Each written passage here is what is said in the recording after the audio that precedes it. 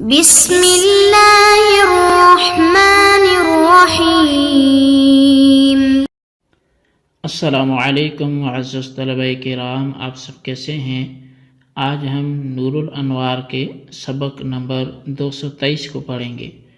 آج کے ہمارے سبق کا عنوان ہے نص کا مفسر کے ساتھ اور مفسر کا محکم کے ساتھ تعارض کی مثال۔ آج کے ہمارے سبق کی عبارت و مثال و تعارض النص مع المفسر سے شروع ہوتی ہے۔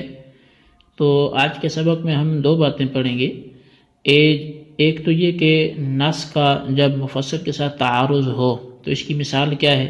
اصول تو ہم نے پڑھ لیا کہ مفسر کو ترجیح ہوگی، اور دوسرا یہ کہ جب مفسر کا محکم کے ساتھ تعارض ہو تو اصولاً تو محکم کو ترجیح ہو جائے گی، لیکن اس کی مثال کیا ہے، اس حوالے سے آج کا ہمارا سبق ہے۔ تو آئیے سب سے پہلے ہم آج کے سبق کی عبارت پڑھ کے اس کا ترجمہ کرتے ہیں، اس کے بعد پھر باقاعدہ سبق کی وضاحت کی طرف بڑھتے ہیں۔ مصنف علیہ رحمہ لکھتے ہیں وَمِثَالُ تَعَارُضِ النَّصِّ مع المفسر قوله علیہ السلام المستحاضة تتوضأ لكل صلاة مع قوله علیہ السلام المستحاضة تتوضأ لوقت كل صلاة۔ اور نص کی مفسر کے ساتھ تعارض کی مثال وہ نبی علیہ السلام کا فرمان ہے کہ مستحاضہ ہر نماز کے لیے وضو کرے گی۔ اس کا تعارض ہے اس فرمان کے ساتھ کہ مستحاضہ ہر نماز کے وقت کے لیے وضو کرے گی۔ فإن الأول نص يقتضي الوضوء الجديد لكل صلاة أداء كان أو قضاء فرضا كان أو نفلا۔ پس بے شک جو اول حدیث ہے یہ نص ہے جو تقاضا کرتی ہے نئے وضو کا ہر نماز کے لیے، چاہے وہ ادا ہو یا قضا ہو، فرض ہو یا نفل ہو۔ لیکنہ یحتمل تعویل ان یکون اللام بمعنى الوقت فیکفی الوضوء الواحد فی کل وقت فتؤدی به ما شاءت من فرض و نفل۔ لیکن یہ احتمال بھی رکھتی ہے حدیث تعویل کا، وہ یہ کہ لام بمعنی وقت کے ہو تو پس ایک وضو وقت کے ہر وقت کے لیے وہ کافی ہوگا، تو پس اس سے وہ جو چاہے فرض و نفل، ادا و قضا وہ ادا کر سکتی ہیں۔ والثانی مفسر لا يحتمل التاویل، اور جو دوسری حدیث ہے وہ مفسر ہے جو تعویل کا احتمال نہیں رکھتی۔ لوجدان لفظ الوقت فیہ صریحا، چونکہ اس میں لفظ وقت صراحتاً موجود ہے۔ فاذا تعارض بینہما یصار الی ترجیح المفسر، پس جب ان دونوں کے درمیان تعارض ہو گیا تو اس کو مفسر کی ترجیح کی طرف پھیرا جائے گا۔ فیکفی الوضوء الواحد فی کل وقت صلاۃ مرۃ واحدۃ، تو پس ایک وضو ہر نماز کے وقت کے لیے کافی ہوگا ایک مرتبہ۔ والشافعی لم یتنبہ بہذا فعمل بالحدیث الاول، جبکہ امام شافعی علیہ رحمہ اس نقطے پر متنبہ نہ ہوئے تو انہوں نے پہلی حدیث پر عمل کیا۔ ومثال تعارض المفسر مع المحکم قوله تعالی، اور مفسر کی محکم کے ساتھ جو تعارض ہے اس کی مثال وہ اللہ تعالیٰ کا فرمان ہے وَأَشْهِدُوا ذَوَيْ عَدْلٍ مِّنْكُمْ مَعَ قَوْلِهِ تَعَالَى وَلَا تَقْبَلُوا لَهُمْ شَهَادَةً أَبَدًا، کہ تم اپنے دو عادل شخصوں کو گواہ بناؤ۔ اس کا تعارض ہے اس فرمان کے ساتھ کہ ان کی شہادت کبھی بھی قبول نہیں ہوگی۔ فَإِنَّ الْأَوَّلَ مفسر يقتضي قبول شهادة محدودين في القذف بعد التوبة لأنهما صارا عدلين حينئذ، پس بے شک جو اول فرمان ہے وہ مفسر ہے جو تقاضا کرتا ہے محدودین فی القذف جو ہیں ان کی شہادت قبول ہونے کا توبہ کے بعد، اس لیے کہ وہ دونوں بھی اس وقت عادل ہو جاتے ہیں جب توبہ کر لیتے ہیں۔ والثانی محکم یقتضی عدم قبولها، جبکہ جو دوسرا فرمان ہے وہ محکم ہے جو ان دونوں کی گواہی کے قبول نہ کرنے کا تقاضا کرتا ہے۔ لوجود التعبید فیہ صریحا، چونکہ اس میں تعبید صراحتاً موجود ہے۔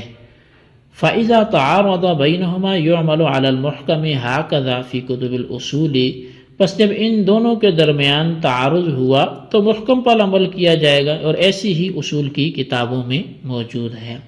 وما قیل انه لم یوجد مثال تعارض المفسر مع المحکم فمن قلت التتبع، اور وہ جو کہا گیا ہے کہ مثال نہیں پائے گی، کون سی؟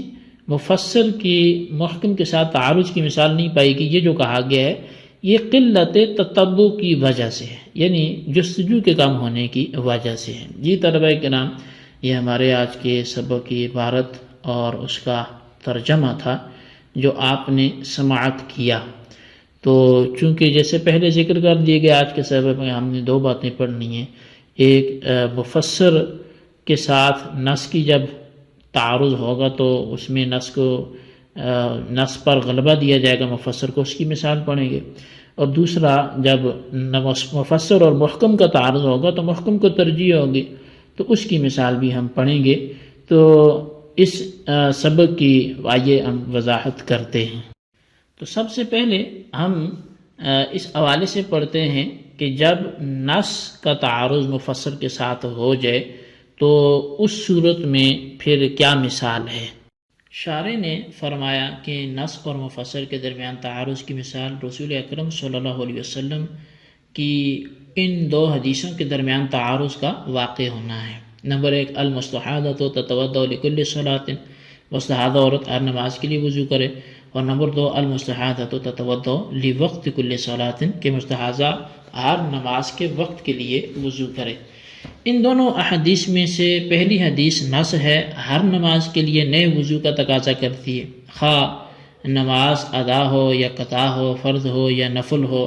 لیکن اس حدیث میں اس تعویل کا احتمال ہے کہ لکلی کا جو لام ہے یہ وقت کے معنی میں ہو، اور ایک وضو ایک وقت میں کافی ہو، حتیٰ کہ مستحاضہ اس وضو سے جس قدر چاہے نمازیں ادا کرے، جیسے کہ آتی کا لصلاۃ الظہر میں لام وقت کے معنی میں ہے، یعنی آتی کا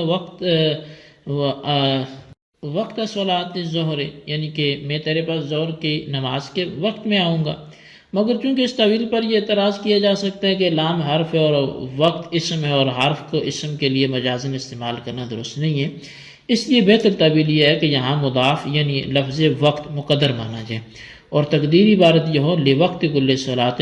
بہرحال یہ حدیث مستحاضہ عورت پر ہر نماز کے لیے وضو کو واجب ہونے کے سلسلے میں یہ نص ہے، اور دوسری حدیث جو ہے کہ المستحاضۃ تتوضأ لوقت کل صلاۃ، یہ مفسر ہے۔ اس میں وقت کا لفظ چونکہ صریحی طور پر موجود ہے، اس لیے اس حدیث میں کسی تعویل کا احتمال نہیں ہوگا، بلکہ ایک وقت میں ایک وضو کافی ہوگا، اور اس ایک وضو سے بہت سی نمازیں ادا کرنا جائز ہوگا۔ بہرحال ان دونوں احادیث یعنی نص اور مفسر کے درمیان تعارض واقع ہو گیا، اور نص اور مفسر کے درمیان تعارض واقع ہونے کی صورت میں چونکہ مفسر یہ راجع ہوتا ہے، اس لیے یہاں بھی مفسر یعنی دوسری حدیث سے راجع ہوگی، اور ایک وقت میں ایک مرتبہ وضو کرنا کافی ہوگا، اور اس ایک وضو سے فرض اور نفل بہت سی نمازیں پڑھنے کی اجازت ہوگی۔ حضرت امام شافعی علیہ رحمہ چونکہ اس اصول پر متنبع نہ ہو سکے، اس لیے انہوں نے حدیث اول پر عمل کیا، اور مستحاضہ عورت کے واسطے ہر نماز کے لیے وضو کو وہ لازم قرار دیتے ہیں۔ اب مثال تعارض المفسر مع محکم سے مصنف مفسر اور محکم کے درمیان جو تعارض کی مثال ہے اس کو بیان فرماتے ہیں۔ چنانچہ فرمایا کہ مفسر اور محکم کے درمیان تعارض واقع ہونے کی مثال ان دو آیات میں تعارض کا واقع ہونا ہے۔ پہلی آیت ہے جی وَأَشْهِدُوا ذَوَيْ عَدْلٍ مِنْكُمْ کہ تم اپنوں میں سے دو عادل آدمیوں کو گواہ بناؤ، اور دوسری آیت ہے وَلَا تَقْبَلُوا لَهُمْ شَهَادَةً أَبَدًا تم ان لوگوں کی گواہی قبول نہ کرو جن پر تہمت کے سلسلے میں حد لگائی جا چکی ہو، کبھی بھی ان کی گواہی قبول نہ کرو۔